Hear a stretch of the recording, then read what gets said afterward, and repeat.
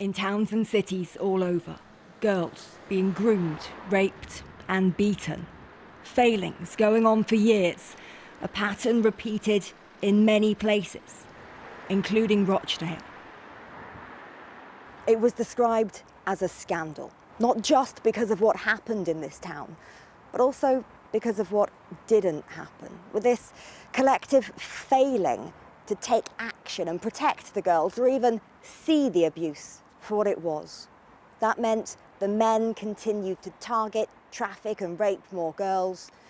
The girls continued to be trafficked and raped by more and more men. Big day. After long years being a lone voice. Sarah Robotham was a sexual health worker in Rochdale, a whistleblower trying to protect children and calling out the failings.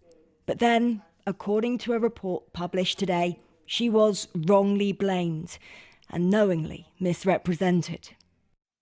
It's disgusting that we were disbelieved, scrutinised, misrepresented, scapegoated, and then publicly and nationally discredited by both the police and local authority. We were blamed, and they said it was my fault.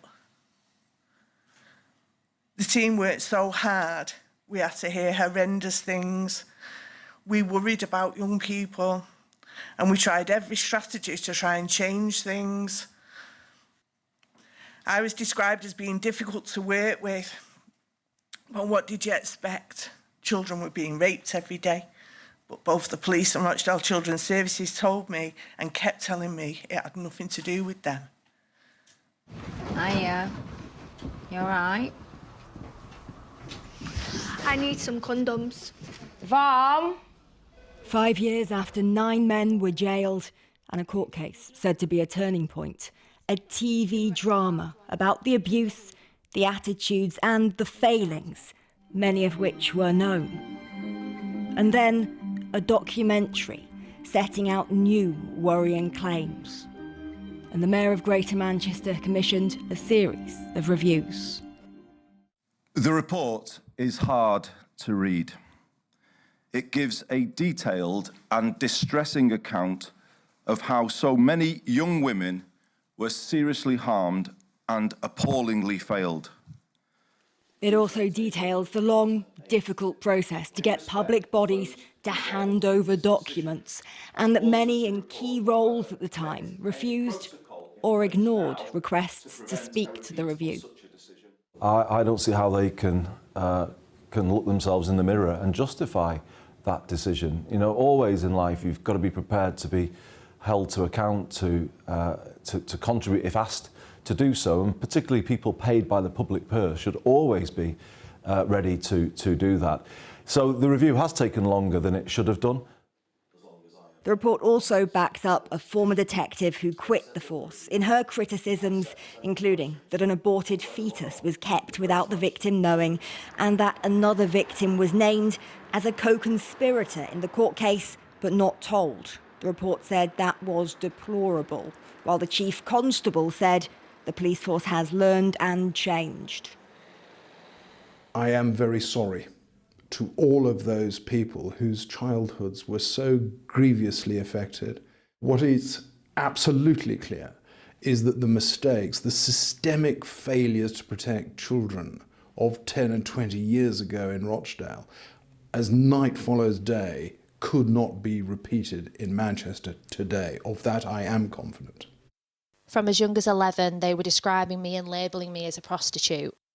Andrea, not her real name, isn't reassured. Abused as a child in care, she says she was raped by many men. We've revoiced her words. Do you think the way the police deal with this has changed? No. I feel really let down by the police. I feel like what they say is to reassure the public. It's not to reassure victims or survivors, and I genuinely believe they're not tackling grooming. Concerns shared by campaigner Gemma Aitchison. She works with schools in Greater Manchester, talking to teenagers about consent. You know, there's a lot of stuff going on that we need to take responsibility for, and as adults we really need to step up. We're failing children and young people. We're failing boys and girls alike. their mental health, their self-worth, their capability of forming healthy relationships. We are absolutely failing them in every way. After many previous reports, reviews and promises, today there were more apologies from Rochdale Council and police. That so many years on, there are still apologies to be made to some is a problem in itself.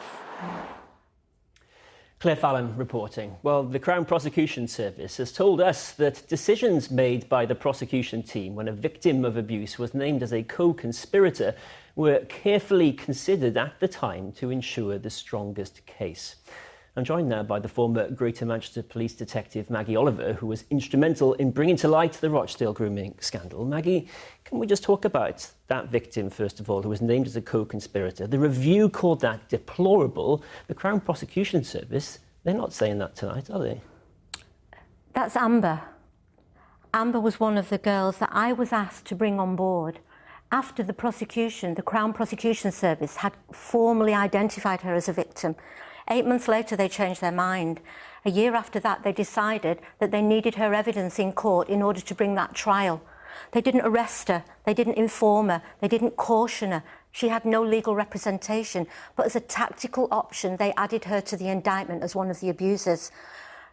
She never knew what had been said. I resigned because of Amber, because that, for me, goes against everything that I believe the criminal justice system is there to do.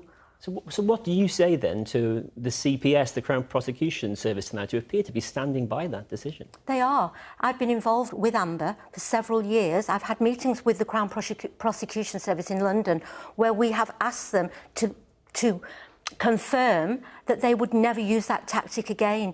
They continue to say that that is an option that they may use again in future.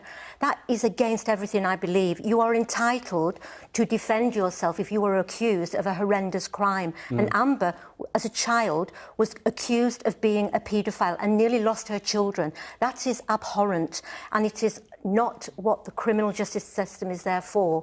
I suppose the most fundamental question, the horrific way these children were treated, not just by their abusers, but the authorities supposedly investigating them, is that still happening now? 150%. This has been, to get this case in that report has taken 12 years of my life. I could be Mr. Bates against the post office. And the institution still insists that they have done nothing wrong. Not in relation to this case, but in relation to cases today. I started a charity to advocate for victims who were being failed. We are helping victims every single day today. Andrea is a victim who is being failed today. We have a system that gathers ranks and closes ranks when they are criticised, protecting the reputation of the police, organisational cover-ups. That is where we need to shine a spotlight on those. And I just want to say that we have a complaint system that is completely unfit for purpose. It is policing the police. There is no independence there, and that means that without somebody like me who has inside information that will expose these scandals and this corruption, they remain silenced, and that is why we need change. So what is it that you say is still happening today? Because the Chief Constable of Greater Manchester Police, you heard him there in the report, you said as night follows day, these systemic failures couldn't be repeated.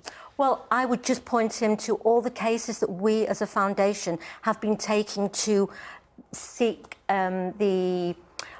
to explain and share with senior officers in Greater Manchester Police. Communication is better, I must say that. I am grateful to Andy Burnham for putting this review together, but in the press conference I referred to an officer who was just resigned within the last month. She worked in this all-singing, all-dancing child sexual exploitation unit, skilled officers, state-of-the-art, all singing and dancing. She resigned just this month. She could have been me 12 years ago because she said that she was not able to be supported in getting resources to deal with the most complex cases.